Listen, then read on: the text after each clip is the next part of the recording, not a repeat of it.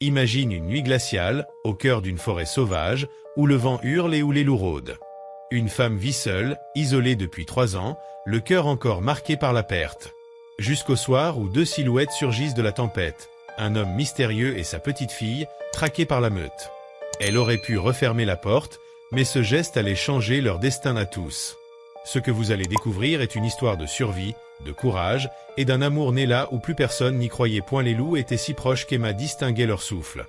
Le dos plaqué contre la porte de sa cabane, elle tenait son fusil entre ses mains gercées par le froid. 3 hivers de solitude lui avaient appris à écouter les avertissements de la forêt, le silence soudain des oiseaux, l'absence de traces de cerfs près du ruisseau. Ce soir-là, chaque signe criait danger. Un cri d'enfant transperça l'obscurité. Emma tourna vivement la tête. Entre les pins, une petite silhouette avançait avec peine dans la neige qui lui montait jusqu'aux genoux. Un homme suivait, avançant avec un calme qui laissait penser qu'il avait déjà affronté pire que des loups. « Vite, entrez !» lança Emma, même si son instinct lui murmurait de barricader la porte.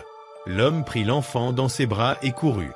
Emma tira 2 coups au-dessus du groupe, non pour blesser, mais pour disperser la meute. Les loups disparurent dans l'ombre tandis que les inconnus s'effondraient sur son perron. De près, l'homme paraissait plus jeune que son visage marqué ne le laissait croire, 30 ans peut-être, et la fillette, qui ne devait pas avoir plus de 7 ans, tremblait au point d'en claquer des dents. Leurs vêtements étaient bien trop élégants pour un long voyage à pied dans une région aussi sauvage. « On a perdu nos chevaux », dit-il d'une voix grave mais adoucie par une certaine éducation. « On s'est égaré dans la tempête. » La cabane d'Emma n'avait qu'une pièce, un lit et juste assez de provisions pour passer l'hiver, certainement pas de quoi nourrir 3 personnes. Elle s'écarta pourtant pour les laisser entrer. « Une nuit, pas plus. Quand la tempête cessera, vous repartirez, » prévint-elle. L'homme hocha la tête, son regard gris et froid comme un ciel de janvier. « Une nuit, je vous le promets. » Il ne donna pas son nom, par politesse de voyageur. Emma barra la porte et tenta de ne pas penser au risque qu'elle venait de prendre en accueillant des étrangers. La fillette dormait déjà contre son père, ses petits doigts agrippés à son manteau comme si elle refusait de le lâcher. La pièce se réchauffa lentement. Emma suspendit leur manteau près du feu, évitant de toucher trop longtemps le tissu de laine fine. Les bottes de l'homme, sur mesure et coûteuses, avaient connu des routes, mais pas la misère. La robe de la fillette possédait un col de dentelle. Il n'avait rien de vagabond, ce qui les rendait plus inquiétants encore. « Je m'appelle Sarah », murmura l'enfant en se réveillant, avec un sérieux inhabituel pour son âge. « Papa dit que je ne dois pas parler aux inconnus, mais tu nous as aidés. »« Sarah, chut !» dit doucement son père. Emma servit du ragoût, un bouillon léger avec beaucoup de pommes de terre et peu de viande, mais chaud. Elle observa l'homme manger lentement, offrant d'abord le pain à sa fille. Un geste de père, un réflexe de gentleman. « Vous êtes loin de toute ville », remarqua Emma. « On préfère ça », répondit-il sans la moindre gêne. « Vous vivez seul ici ?»« Depuis 3 ans. »« C'est du courage », dit-il, avec une nuance qui montrait qu'il connaissait le poids de ce mot. « Ou de la nécessité. »« Les deux. » Emma posa sa cuillère. « Vous fuyez quelque chose, ou vous allez vers quelque chose ?» L'homme esquissa un sourire, aussi bref qu'un éclair d'été. « Ça dépend des jours. » Sarah, épuisée, s'endormit sur son épaule.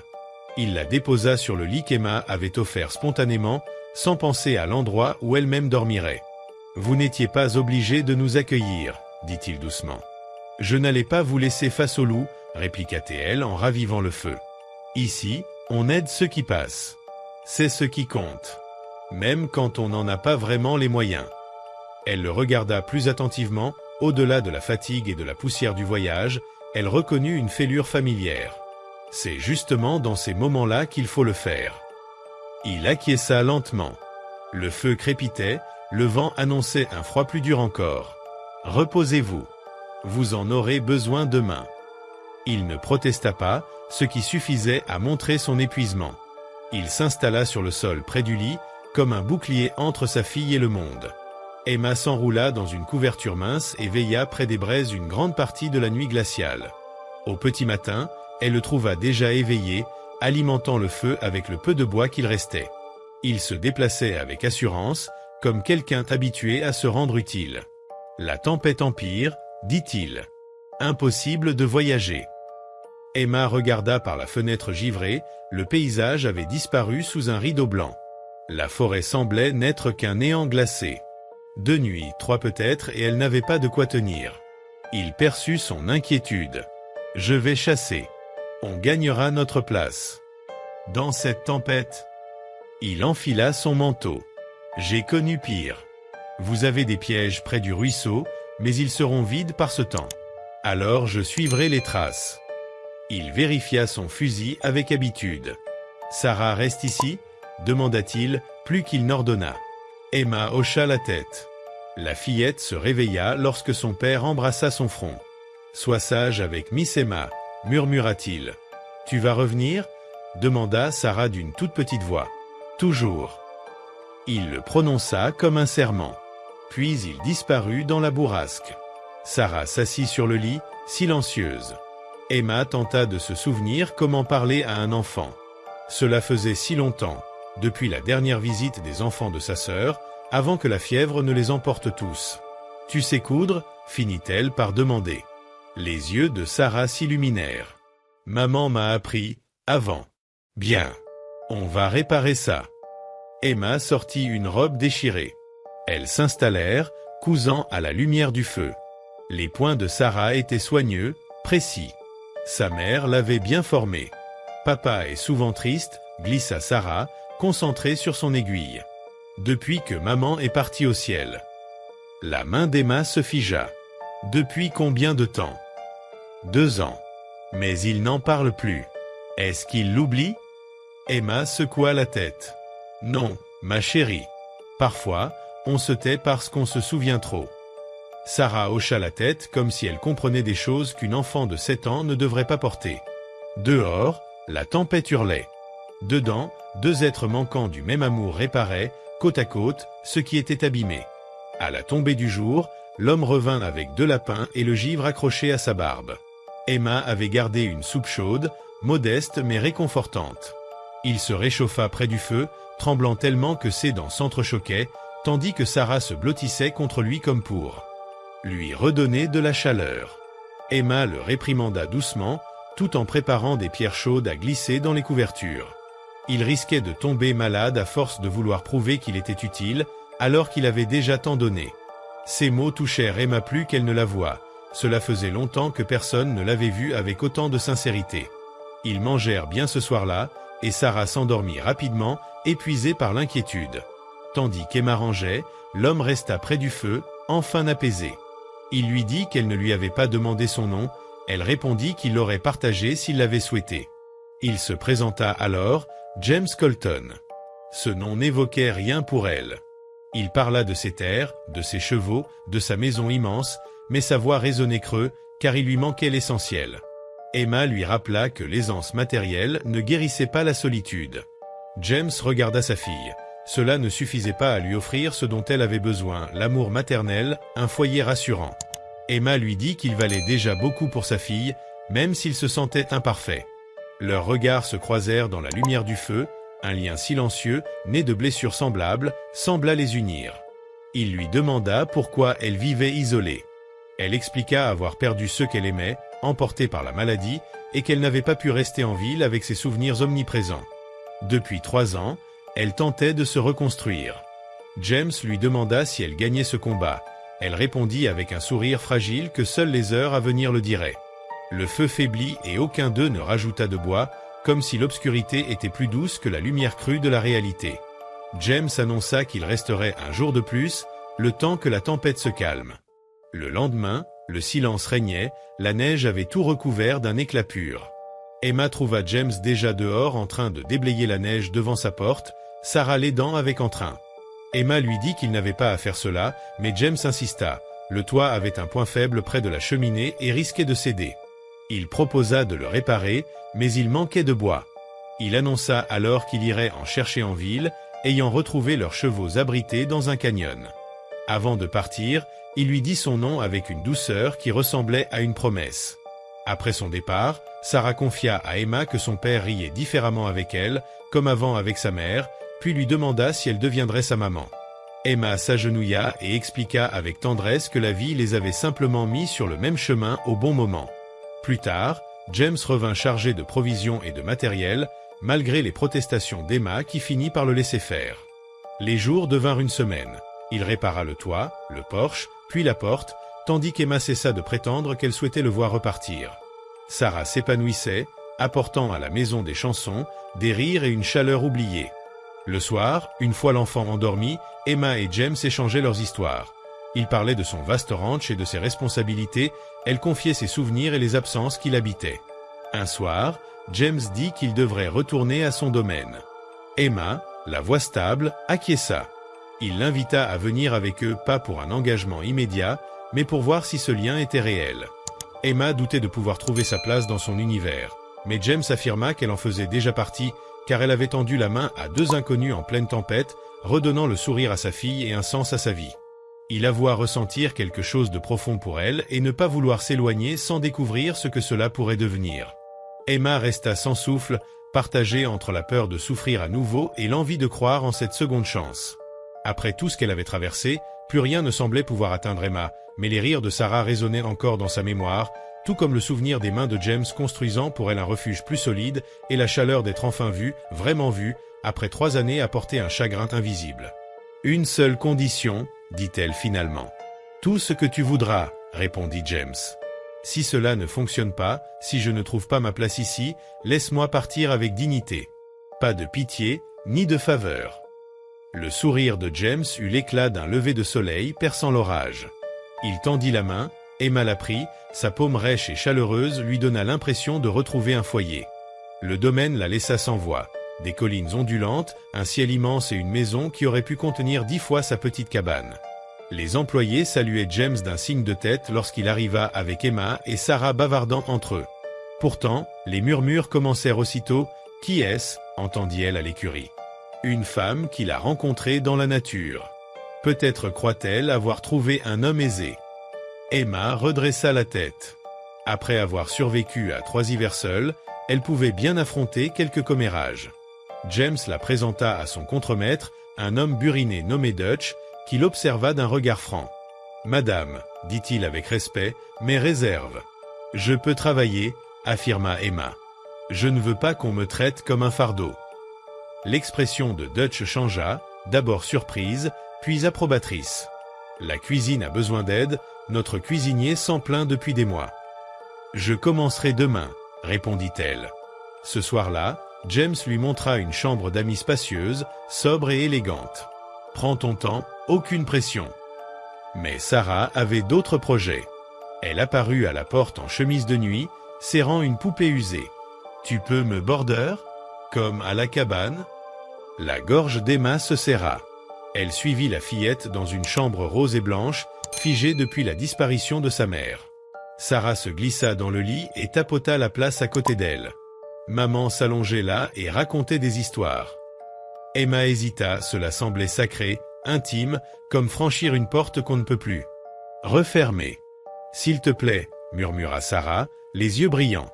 Emma s'étendit alors et raconta l'histoire d'une jeune fille courageuse amie avec les loups, d'un père qui réapprenait à sourire, et d'une femme qui avait oublié sa force jusqu'au jour où elle en eut besoin. Sarah s'endormit au milieu du récit, sa petite main serrée autour de celle d'Emma. James les trouva ainsi 1 heure plus tard. Son regard, dans la lumière de la lampe, mêlait peine, espoir et quelque chose de plus fragile encore. « Merci » souffla-t-il.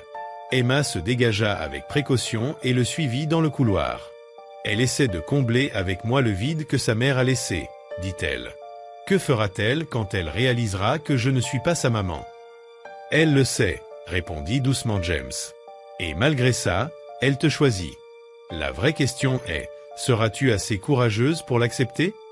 Emma pensa à sa cabane, à sa solitude méthodique, puis au rire de Sarah, aux mains de James construisant, à la chaleur d'être choisie. « Ça me fait peur, » admit-elle. « Tant mieux, » sourit James. « C'est la preuve que c'est important. » Il déposa un baiser tendre sur son front et la laissa seule dans le couloir d'une maison qui pourrait devenir la sienne. 2 mois passèrent comme dans un rêve.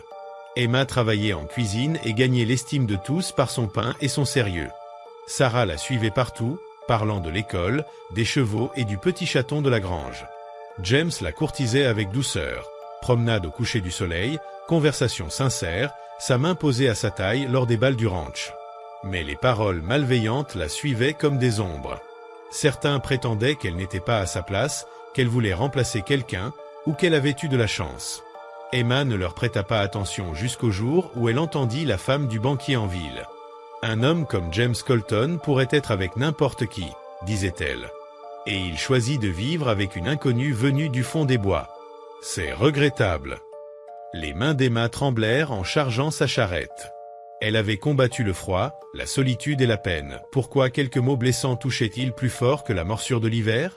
Ce soir-là, James la trouva sur le perron, le regard perdu dans les étoiles. « Qu'y a-t-il » demanda-t-il. « Rien », répondit-elle d'une voix creuse. « Je me suis juste souvenu de ce que je suis et de ce que je serai toujours pour certains. Et selon toi, qu'es-tu? Pas assez bien. Pas assez raffinée, pas assez instruite. Stop, dit James en l'obligeant à le regarder. Je me fiche de leurs opinions. Mais moi, ça me touche, avoua-t-elle. Sarah mérite une mère qui corresponde à leur image. Et toi, une épouse qui sache se comporter comme ils l'attendent. Ce que je mérite, répondit-il fermement, c'est une femme qui partagerait son dernier morceau de pain avec des inconnus sous la tempête. Sarah mérite quelqu'un qui l'aimera sans condition. Et nous te méritons, toi, exactement tel que tu es. Tu ne comprends pas. Je comprends que je suis en train de tomber amoureux de toi, dit-il, les mots bruts et sincères. Je comprends que ma fille t'appelle maman lorsqu'elle pense que je ne l'entends pas. Je comprends que je me réveille reconnaissant que tu sois ici et effrayé à l'idée que tu partes. Il prit son visage entre ses mains. Et je comprends que si tu t'en vas, ce ne sera pas parce que tu n'es pas suffisante, mais parce que tu ne crois pas l'être. Les yeux d'Emma s'embuèrent. Et si je vous déçois? Et si ce n'était pas le cas, murmura-t-il en caressant sa joue. Et si on construisait quelque chose de beau? Et si l'amour suffisait? Est-ce que l'amour suffit vraiment? Souffla-t-elle. Il n'y a qu'une façon de le savoir. Il l'embrassa, tendre et sincère, une question à laquelle son cœur répondit avant que sa raison n'ait pu protester. Lorsqu'ils se séparèrent, Sarah observait depuis la fenêtre, le sourire aussi radieux qu'un matin d'été. Le printemps arriva tôt cette année-là. Le mariage fut simple, entouré des employés du ranch, de Dutch et de Sarah dans une robe blanche éclatante. Le pasteur parla de renouveau et de seconde chance tandis qu'Emma serrait les mains de James, essayant de croire que tout cela était réel. « Oui », déclara James d'une voix assurée. « Oui », répéta Emma en y mettant tout son cœur réparé. Sarah lança des fleurs sauvages, riant lorsque les pétales se posèrent dans les cheveux d'Emma. Les employés applaudissaient, Dutch hocha la tête, et James embrassa sa femme comme un homme qui avait failli se noyer et retrouvait enfin l'air. Le soir, ils se tinrent sur le perron de leur maison, désormais la leur, contemplant la terre sous les étoiles. « Merci » murmura Emma. « Pourquoi? Pour m'être perdu dans tes bois ?» dit-il en souriant. Elle s'appuya contre lui. « Pour m'avoir donné une raison d'ouvrir la porte. » Il la serra contre lui. « Merci à toi d'avoir eu le courage de laisser entrer ceux qui te semblaient étrangers. » Sarah arriva en chemise de nuit, frottant ses yeux. « Je peux dormir avec vous ce soir? Comme avant ?» Emma et James échangèrent un regard des jeunes mariés avec une petite invitée. « Peu conventionnel, mais parfait, dit-il. »« Toujours, » répondit Emma en la prenant dans ses bras. Ils rentrèrent ensemble, une famille créée à partir de fragments brisés et de douceur sauvage. La porte se referma sur la solitude de l'hiver. À l'intérieur, la lumière du feu brillait chaudement. Promesse que même dans les saisons les plus rudes, la bonté pouvait rallumer un foyer. Emma avait appris une vérité de la nature. Parfois, le secours arrive sous l'apparence d'inconnus par une nuit de tempête. Parfois, l'amour survient lorsque l'on a cessé d'y croire, porté par un souffle de vie et d'espérance. Parfois, le plus grand courage consiste simplement à ouvrir la porte. Dehors, le vent printanier murmurait à travers les pins. À l'intérieur, 3 cœurs battaient au même rythme que la terre, forts comme la promesse de construire, de guérir et de se choisir chaque jour. Les loups étaient loin désormais, le froid dissipé. Et au matin, un nouveau monde les attendrait.